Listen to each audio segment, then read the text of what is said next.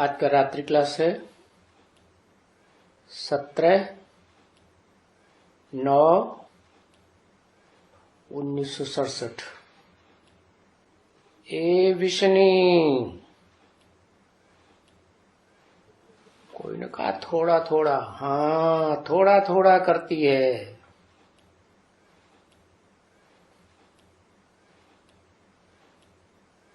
ये मम्मा बाबा भी तो सर्विस में हैं।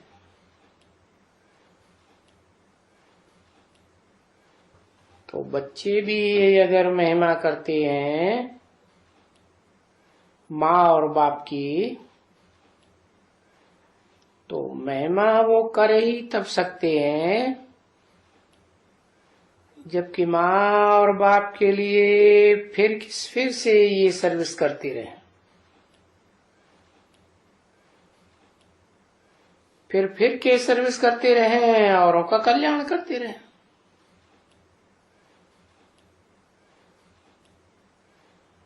ये तो बच्चे जानते हैं कि सर्विस बहुत बहुत वृद्धि को पानी है जरूर।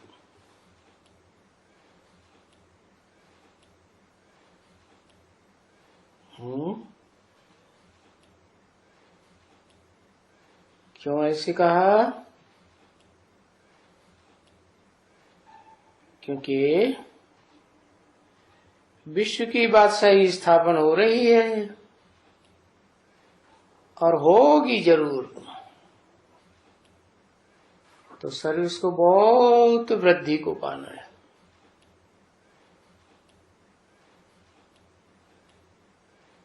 तो कभी भी हार्ट फेल नहीं होना चाहिए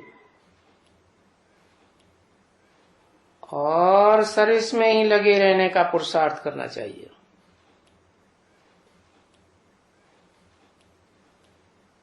अपनी जांच करनी है कि मैं सर्विस कर रही हूं,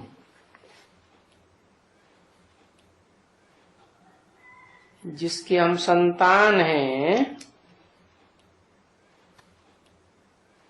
उनकी मददगार हैं, किस हद तक है मददगार, कहां तक मददगार है।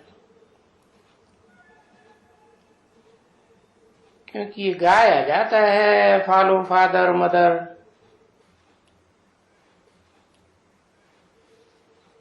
तो फॉलो करती हूं।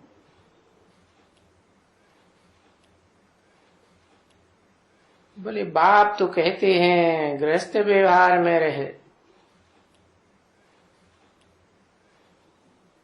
और ये बच्चियां आजकल ये व्यवहार कर रही हैं।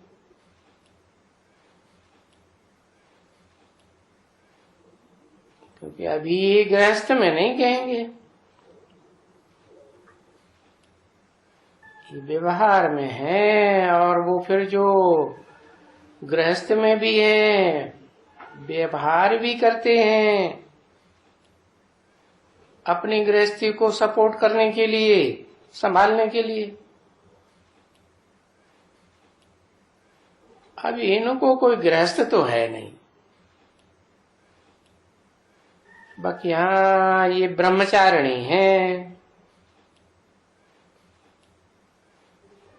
और व्यवहार भी करती है।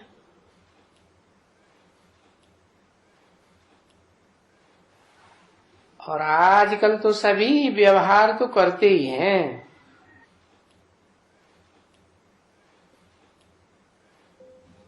माताएं हों, कन्याएं हों, बहुत व्यवहार करते हैं, धंधे धूरी करते हैं ना, बड़े बड़े दुकान संभालते हैं, हीरे जवाहरातों के भी दुकान संभालते हैं।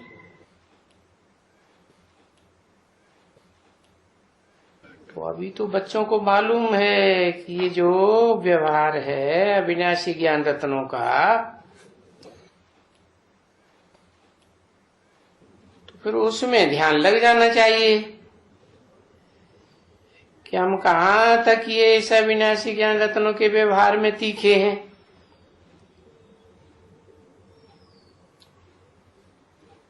फिर मिसाल जैसे कि वहां बॉम्बे में तो ये रहने वाली ये तो जानती है, ये नलिनी बड़ी अच्छी है।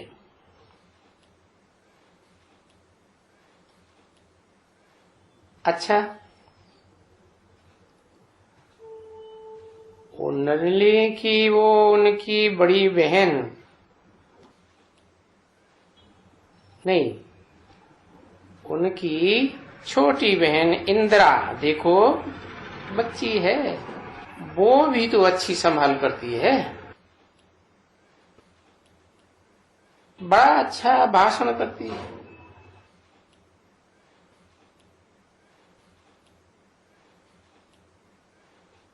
तो देखना चाहिए अपन को, मैं भी ऐसा करती हूँ।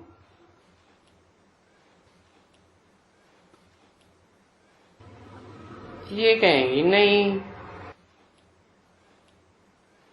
मैं तो सर्विस करती हूँ इसलिए नहीं करती हूँ। अरे तो सर्विस करती है तो क्या हुआ, वो तो नौकरी है 8 घंटे की,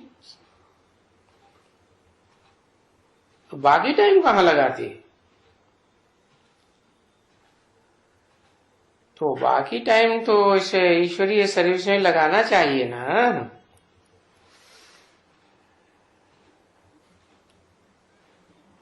टाइम निकाल करके अपना भी कल्याण करना चाहिए और औरों का भी कल्याण करना चाहिए। अगर औरों का कल्याण नहीं करेंगे तो गोया अपना कल्याण नहीं करेंगे। अपना कल्याण है तो फिर औरों का भी कल्याण करना चाहिए। तो रूहानी सर्विस का, जैसे बीमारी बहुत होती है ना बच्चे, तो बीमारी जब बहुत फैलती है तो बहुत डॉक्टरों की जरूरत होती है।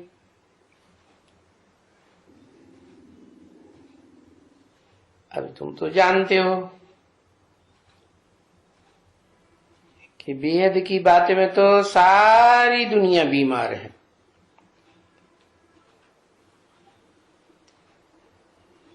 सारी दुनिया रोगी है बिल्कुल। कौन सी बेहद की बात में? ये विकारों की जो बीमारी है ना,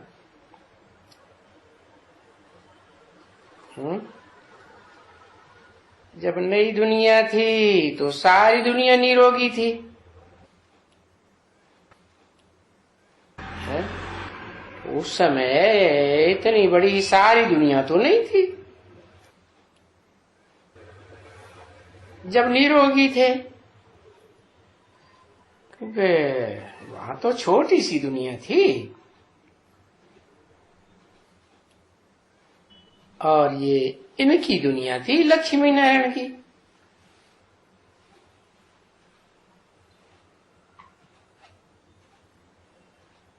क्यों ये आज बंद हैं दोनों, बीमार हैं? बीमार हैं क्या? किसी ने कुछ कहा? क्यों, कल तो ठीक थी।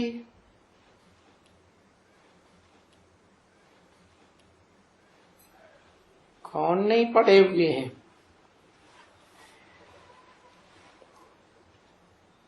अगर कोई विद्वान बड़ा होगा और उसको समझाने वाली कोई कच्ची ब्राह्मणी होगी तो फिर उनको समझा ही नहीं सकेगी, है? और फिर तो और ही सब ब्राह्मणियों का नंबर वार कर देगी ऐसे, न खुद समझा सकेगी और उसे देखकर दूसरे भी ऐसे ही बनेंगे। हाँ, ये तो ऐसे होता रहता है, क्योंकि बड़ा कोई आ जाता है और उनको संभालने वाली समझाने वाली कोई हल्की ब्राह्मणी मिलती है।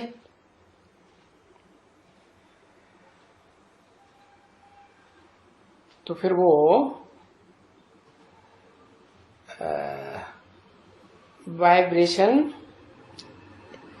इम्प्रेशन लेकर के जाते हैं, बैड इम्प्रेशन।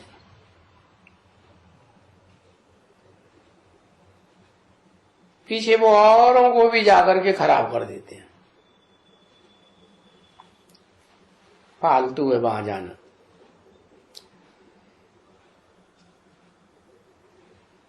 बाबा तो कहते हैं ये जो कुछ भी पास्ट में हो गया,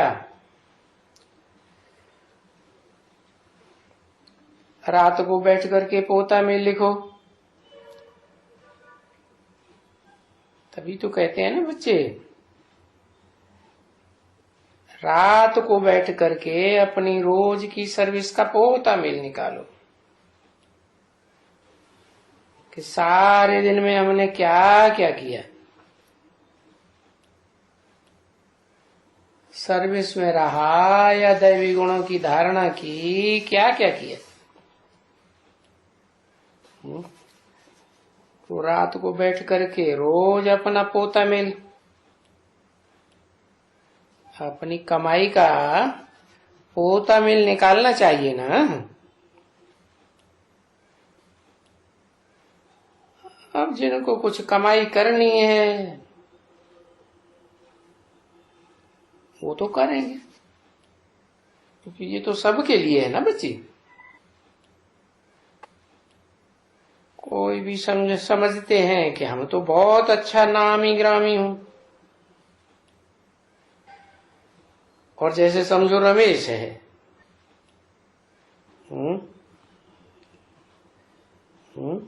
क्या समझो, क्या बताया? जो अपन को समझते हैं हम तो बहुत नामी ग्रामी हैं। जैसे रमेश है, कुमार का है, देखो कितने बड़ों का नाम बाबा ले लेते हैं।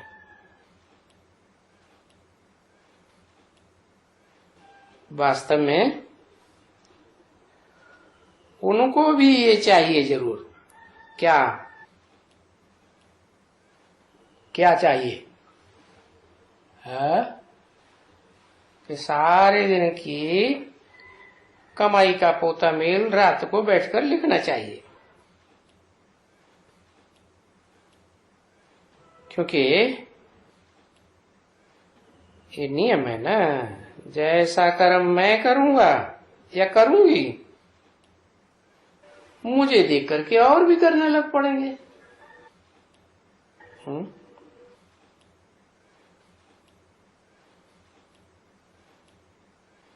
तो हेड्स अपन को देखना चाहिए, मैं हेड्स हूं ना, तो उनको जरूर कुछ करना है। लिख करके, रात को लिख करके देखना चाहिए मेरे से कोई भूल तो नहीं हुई है। और सारा दिन में मैंने कितना याद किया,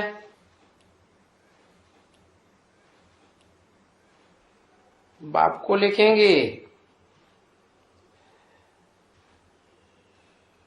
तो बोलो हम भी लिखते हैं, तुम भी लिखो। तो जब ब्राह्मणी खुद लिखती है तो फिर सबको बोल सकती है कि तुम भी लिख करके आओ पोता भी। हम भी लिखती हैं। तो बाबा तो यहां सुनाते रहते हैं पोता में लिखने के बारे में, समझे ना। बाबा कहते हैं ना, भाई तुम बच्चे जो अनन्य हो, अच्छे अच्छे, जो अपना चार्ट लिखते हैं, मैं इतना नहीं याद कर सकता हूं है, क्योंकि मुझे तो बहुत कुछ देखना पड़ता है ना।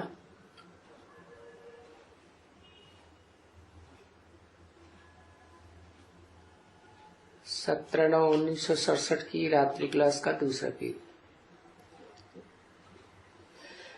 अब ये देखो, दिल्ली में सेंटर्स खुल रहे हैं,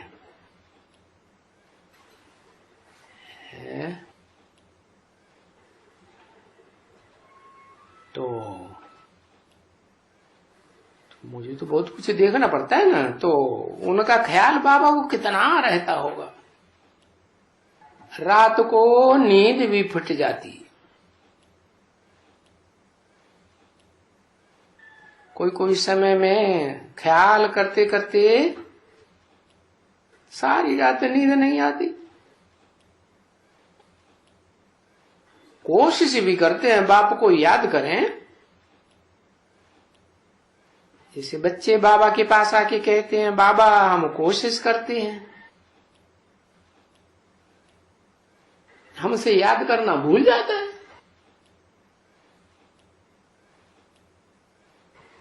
बाबा भी कहते हैं, मेरे को इतना सारा राय निकालना पड़ता है, ख्याल भी करता हूं। नहीं, हमको तो बाबा को याद करना है, बाबा को याद करूं। नहीं, अब ये इतने ढेर हैं, इतने ढेर बच्चे हैं, सेंटर खुलते जाते हैं, उनका ख्याल ले आते हैं। बहुतों के समाचार आते रहते हैं बाबा के पास, बहुत सेंटर्स के समाचार आते हैं ना, कहाँ कहाँ खिटपिट है, कहाँ क्या हो रहा है, कहाँ कहाँ क्या है, कहाँ से क्या समाचार आते हैं, कहाँ झगड़े हैं, कहाँ क्या लगा पड़ा है। तो बाबा को तो इन बच्चों का ख्याल रहेगा ना। इसलिए मैं बच्चों की महिमा करता हूं कि बच्चे जास्ती मददगार हैं इन बातों में। किन बातों में है? याद करने में, सेवा करने में, पोता मेल लिखने में, और ज्ञान में भले बाबा तीखे जाए,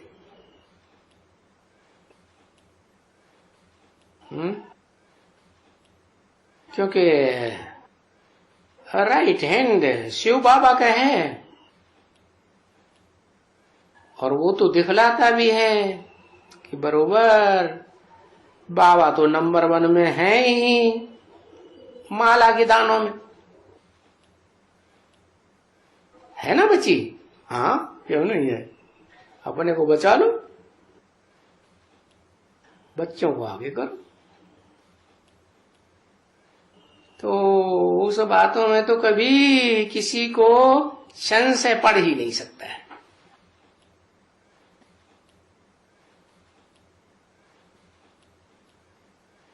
कि जरूर ये तो अपना गुप्त माथा भी मारते होंगे।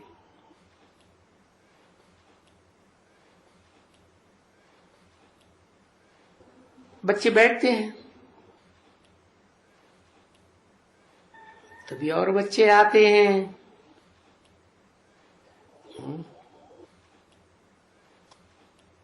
आते हैं, स्नान कराते हैं। हम पूछता हूं, किसको स्नान कराते हो? है? स्नान कराते समय शिव बाबा को याद करते हो? ये याद आता है कि शिव बाबा का रथ है।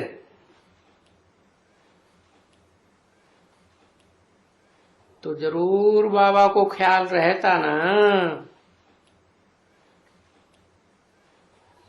कि दूसरों को भी समझाना, सावधान करना।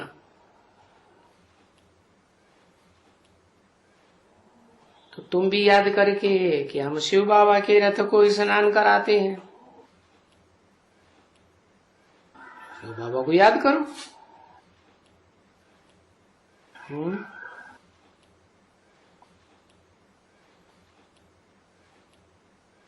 वो ये मालिश करने आते हैं तो उनको कहता हूं, अरे तुम किसके रथ की मालिश कर रहे हो?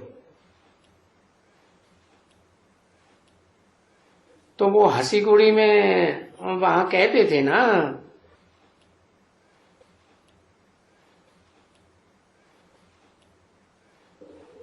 शिव, किसी ने कहा वो बूट पालिश करते थे। हाँ, बूट पालिश करते हैं, मालिश करते हैं। तो ये हंसी गुड़ी में सब बातें आती हैं ध्यान में। ध्यान है कि सीखना है, कैसे भी कर करके बाबा को याद तो कर लेना।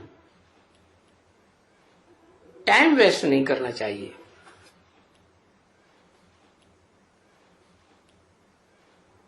क्यों? क्योंकि आजकल शरीर के ऊपर तो भरोसा नहीं है।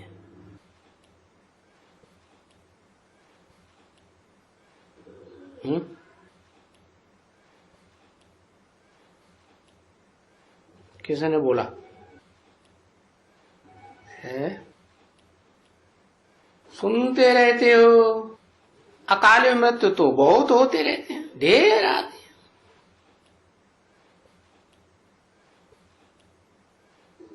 और बाकी भी जब कोई फिसाद होता है कलकत्ते में या कहा यहां वहां बस चलते, जो बेचारे उसमें कुछ घुसते भी नहीं तो भी आ जाते हैं आड़े में और फिर मर पड़ते हैं। ये भी होता है। तो मौत तो खड़ा है ना बच्ची, कभी भी।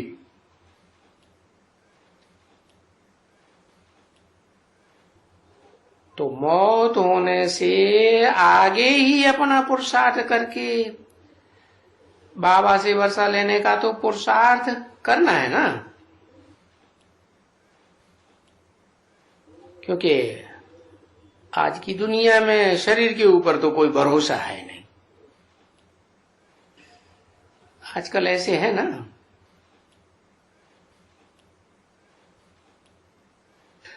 आजकल अभी तो थोड़ा ठहरो, थोड़ा ठहरो। ये बच्ची बहुत खिचपिट होगा, समझे ना।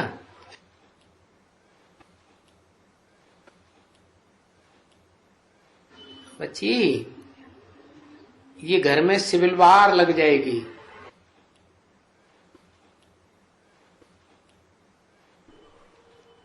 जैसे बाहर में होती है ना, मिलिट्री की हो जाती है। मिलिट्री बिगड़ती है तो राजाओं को भी उतार देते हैं।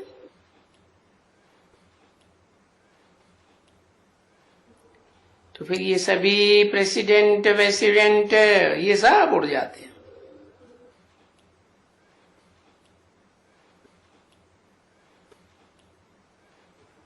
फिर मिलिट्री भी सब। तो यहां तो तुम देखो, भारत में तो और ही खौफनाक है बहुत।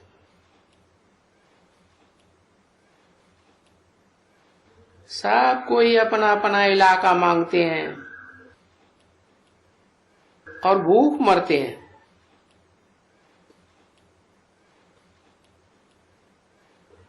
भूख मरते हैं तो फिर वो बोलते हैं एक दूसरे को, अरे भाई क्यों नहीं मांगते हो अपना इलाका।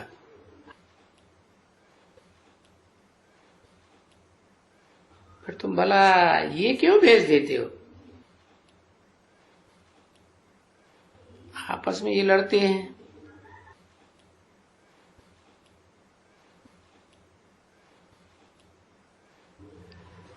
गवर्नमेंट मदद नहीं करती है। सेंट्रल गवर्नमेंट मदद नहीं करती है तो हम क्यों किसी को मदद करें। तो देखो दुनिया में हर एक बात में झगड़ा होता है ना,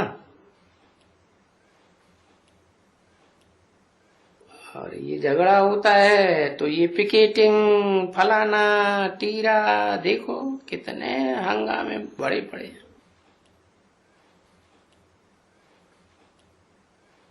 तो ये हंगामे तो बढ़ने हैं ना, बच्चे जानते हैं कि हंगामे तो बढ़ने ही है। क्यों है? क्योंकि दुनिया तो तमो प्रधान होती जाती है, जास्ती बढ़ने। जैसे वो लोग कहते हैं 1970 में हमको अन्न मंगाने की विलायत से दरकार नहीं रहेगी, और विलायत वाले खुद कहते हैं कि नहीं, ऐसे तो कभी भारत अपने पैरों पर खड़ा ही नहीं हो सकता है।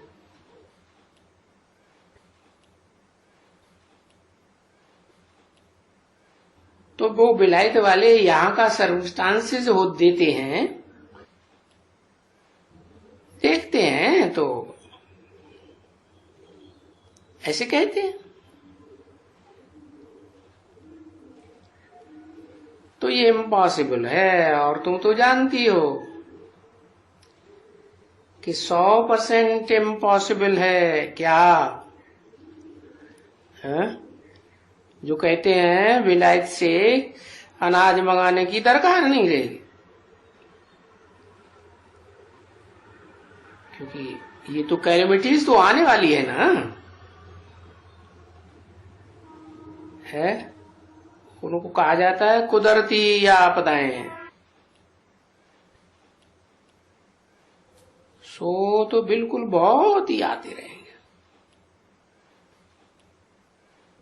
क्योंकि जब ये आपदाएं आती हैं तो क्या कोई आएंगे है? यहां कोई आएंगे? फिर आपदाएं आएंगी तो किसी में तुम्हारे पास सुबह को आएंगे, वो माइयां क्लास करने आएंगी? नहीं, बहुत फसाद होते हैं। पीछे कभी भी कोई जाए नहीं सकते हैं, कर्फ्यू लगा, फलाना लगा, टीरा लगा। तो ये दिन प्रतिदिन सिविल वार कहते हैं ना, तो ये सब कुछ होने के पहले ही तुम कोशिश करके अपना वो तमो प्रधान से सतो प्रधान पूरा पुरुषार्थ करके सतो प्रधान बनने के लिए कोशिश करते रहो, क्योंकि फिर बाद में तो बाहर नहीं निकल सकेंगे, कोई आ जा भी नहीं सकेंगे, फिर तो मुरली भी नहीं सुन सकेंगे, ऐसे भी हाल हो जाएगा।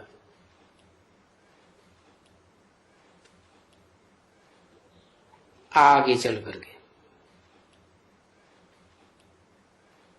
तो इसलिए अपना मेहनत करो अच्छी तरह से, और सर्विस भी करते रहो। 17/9/1967 की वाणी का 3रा पेज, रात्रि क्लास।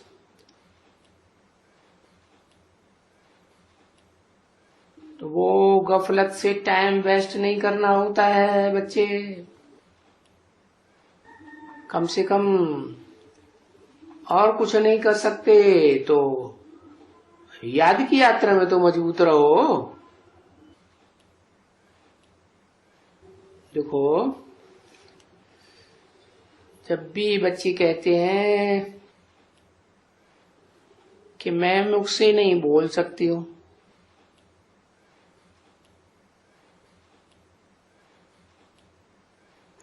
तो जो ऐसे कहते हैं उन बोलने वालों को भी कुछ न कुछ बोलना सिखलाना चाहिए, जरूर कुछ न कुछ तो सिखलाना चाहिए।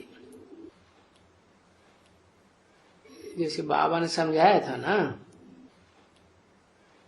बच्ची जब भी वो अष्टमी आती है ना,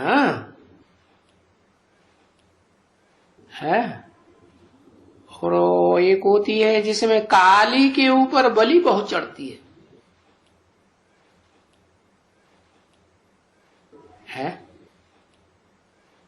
वो बलि चढ़ने का भी समय होता है। और नेपाल में तो बहुत बलि चढ़ती है।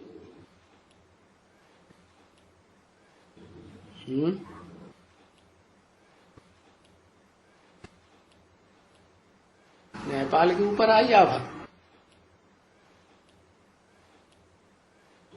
किसके ऊपर बलि चढ़ती है?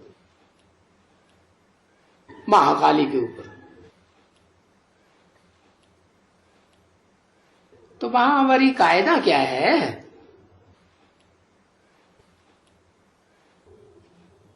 कि घर घर में सबको कोई न कोई जानवर को मारना जरूर है ना। बहुत कोस होता है।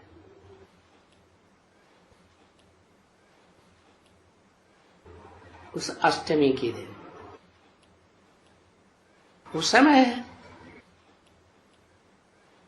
और वो जो छोटे छोटे बच्चे होते हैं ना, छोटे छोटे माने है, छोटे छोटे माने क्या, 2, 4, 5, 8 साल के है, जो नए नए ज्ञान में निकले हैं, छोटे छोटे बच्चे होते हैं ना, उनसे भी कोई न कोई चिड़िया आदि को पकड़ करके, फलाने कुछ भी पकड़ करके, पक्षियों को भी पकड़ करके ढेर करके रखते हैं, है? और फिर बाद में बच्चों से भी किसको मरवाते हैं,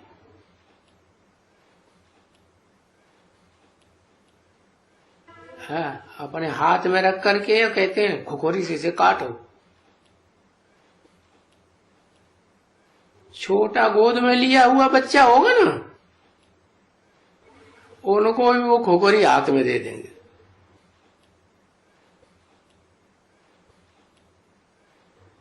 और अपना हाथ लेकर के ऐसे वो छोटे को भी, कोई चिड़िया होगी या कुछ भी, उनको होंगे मारते जरूर, मरवाते जरूर। तो ये वहां का एक रस्म है, बड़ी कड़ी रस्म है। क्या?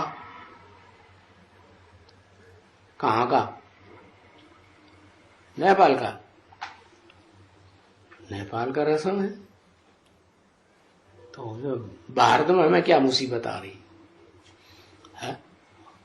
तो नेपाल का रस्म होगा, देश विदेश में अपनी अपनी रस्म होती है, चलती रहती है, हमको क्या मुसीबत है?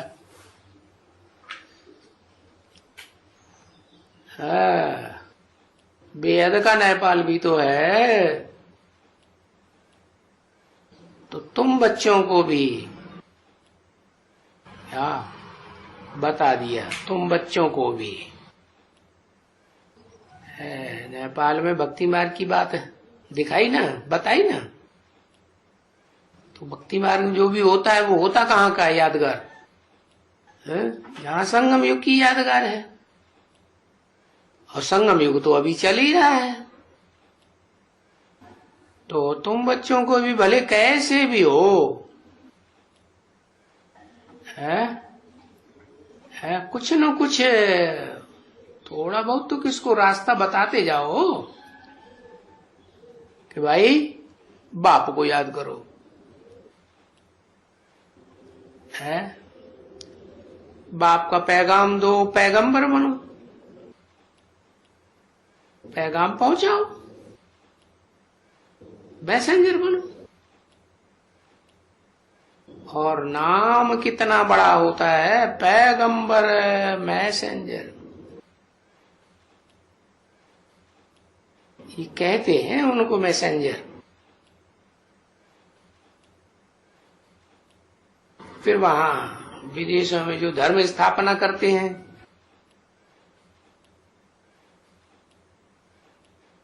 तो तुम बच्चे भी तो अपने धर्म की स्थापना के काम में हो ना।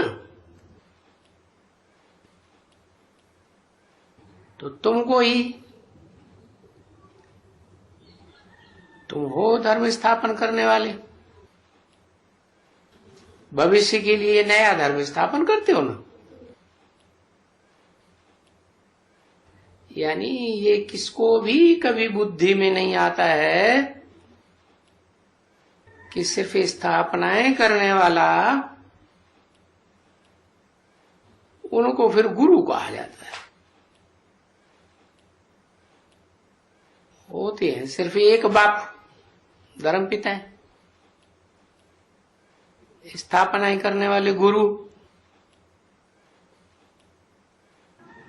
कह देते हैं अब गुरु तो कोई होते नहीं है, क्योंकि गुरु तो होता ही है सदगति के लिए। वो कैसे सदगति करेगा?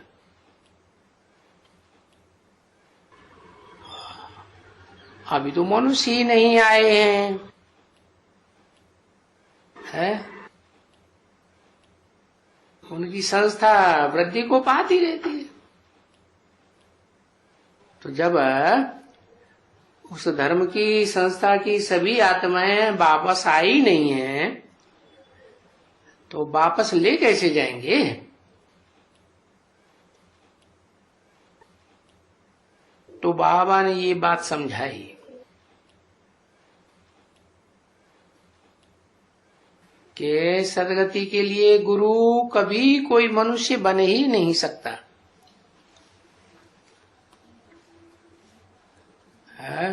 और यहाँ तो ढेर के ढेर गुरु है, और कहते हैं वो साहब उनसे हमारी सदगति होगी। सदगति के लिए है,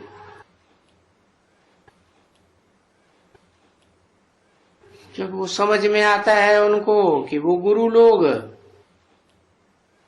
जैसे कि ब्राह्मण होते हैं उनमें भी गुरु होते हैं,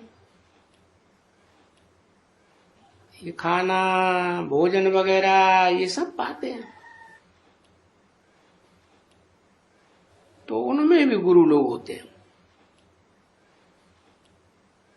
और फिर गीता भी पढ़ते हैं, पढ़ाते हैं साफ शुद्ध। तो ये तो बच्चों को समझ में आ गया कि गुरु जिनको नाम है वो वास्तव में तो है ही एक शिव बाबा। और फिर तो उनके बच्चे हो आत्मा है ना।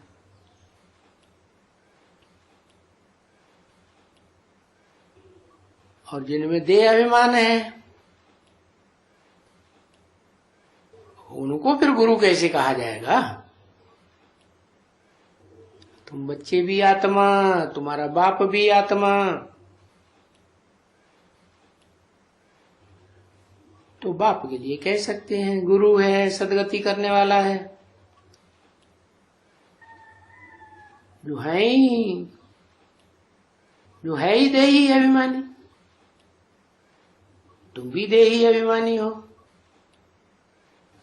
तो जो देही अभिमानी है फिर उनको ही गुरु कहेंगे ना।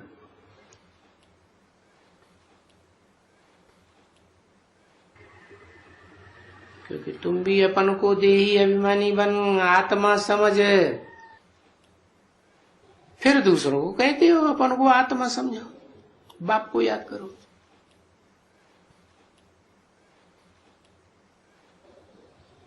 जो देह अभिमानी है वो तो ऐसे कह ही नहीं सकते हैं, कुछ भी नहीं कह सकते एकदम। तो इसमें मेहनत है किसमें? देही अभिमानी बनने में मेहनत है, बहुत मेहनत है। बाबा ने बहुत करके समझाया है, बहुत दफे, कि जा करके पहले पहले तो देही अभिमानी तो अपन को समझो, ये प्रैक्टिस करो है। तो जब देही अभिमानी का पुरुषार्थ करेगा, अपन को आत्मा समझेगा है, ज्योति बिंदु आत्मा को याद करेगा, अपनी भ्रकुटी के मध्य में तो बाप के साथ योग भी लगेगा। वो पहले ही पहले बाबा कहे अपन को आत्मा आत्मा, कि भाई इतना माथा मारो समझने के लिए। सो भी यहां तुम्हारा बहुत हो सकता है क्या? आत्मा समझना, क्योंकि यहां आत्माएं परमात्मा के साथ बैठे हैं घर में।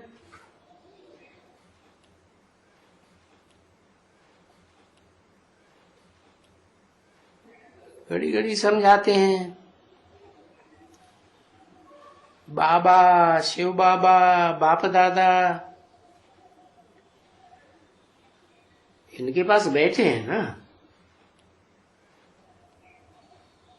और यहां तो तुम घर में रहे पड़े हो। शिव कहो, बाप दादा कहो, घर में रहे पड़े हो ना।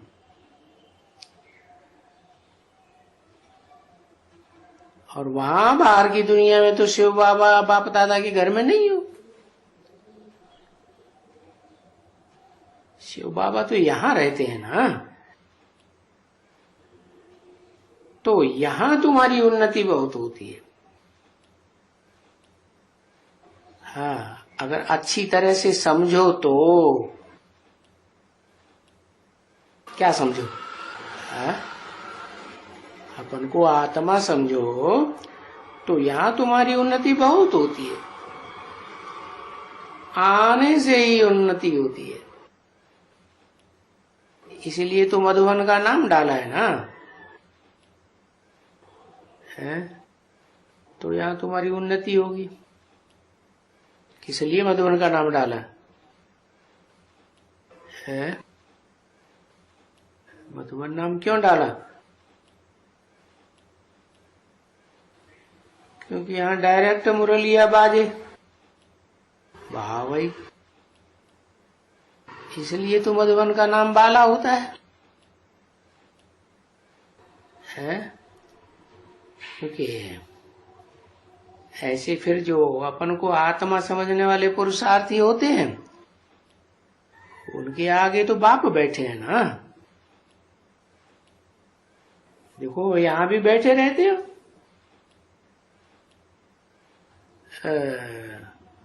और वो मुरली तो वहां भी बैठ करके सुनते हो। तो फिर उस समय सुनते हो तो फिर उस समय तो भूल जाते हो। क्या भूल जाते हो? शिव बाबा की याद भूल जाते हो। नहीं तो सुनते हुए भी ये समझना चाहिए कि हमको शिव बाबा का ये नॉलेज मिल रहा है।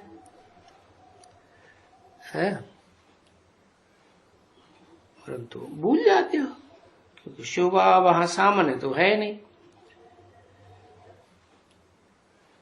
है? नहीं तो जहां भी मुरली सुने, बाहर की दुनिया में भी, तो समझे कि शिव बाबा हमको पढ़ा रहे हैं। है?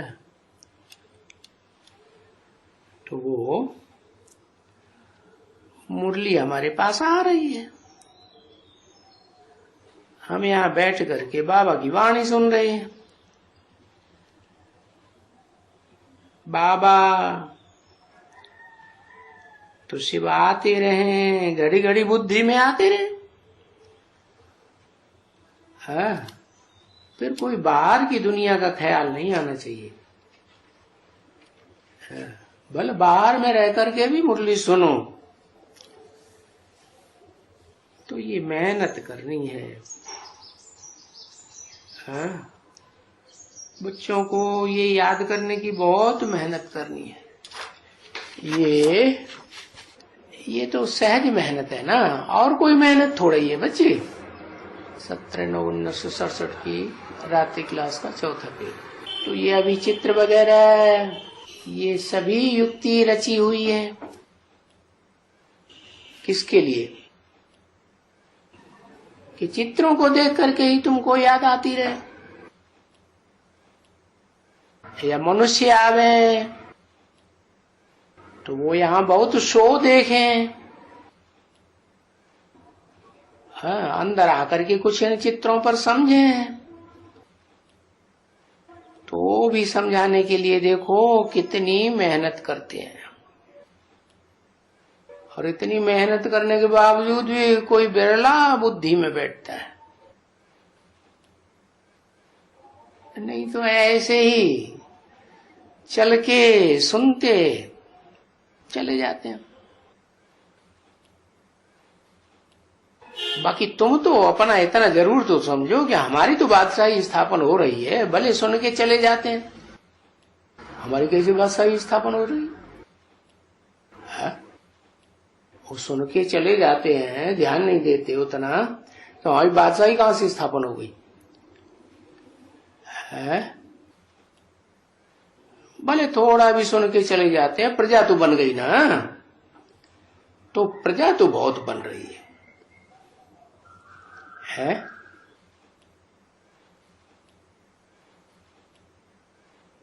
क्योंकि प्रजा तो बहुत बननी है बच्ची। करोड़ों के अंदाज में प्रजा बनती है।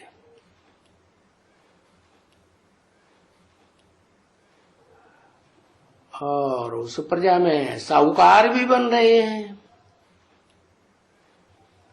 गरीब भी बन रहे हैं।